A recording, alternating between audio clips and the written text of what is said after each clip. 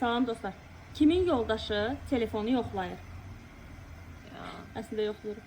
Yemək yox. Xəbərlər olun. Kimin yoldaşı dadlı yemək bişirir? Sürünə. Yəni belə narazısınız, başa düşmədik. Kimin yoldaşı qısqancdır? Maşallah, hamısı gəldi. Kimin yoldaşı daha çox pul xərcləyir? Kimin yoldaşı daha çox gəzmək istəyir? Ya ben bunu 2 aldım. Kimin yoldaşı daha tənbəldir? Her sen sayıkta.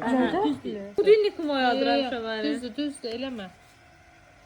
Kimin yoldaşı qeybətçildir? Bizi tək olanda görməyiblər. Nədir qeybətçidir? Görmədilər qabağa. Yox. Kimin yoldaşı daha tez durur? Ne yiyor?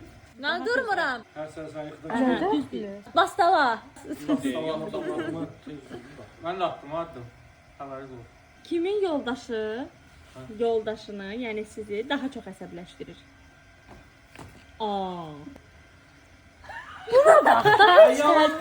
Kim yoldaşından daha çox qorxur? Nə tərpənmirsiniz? Gəlin görüm Gəl qabağa. qabağa, gəlin. Hürmet eliydi. Balıklama. Gəlin, utanmayın.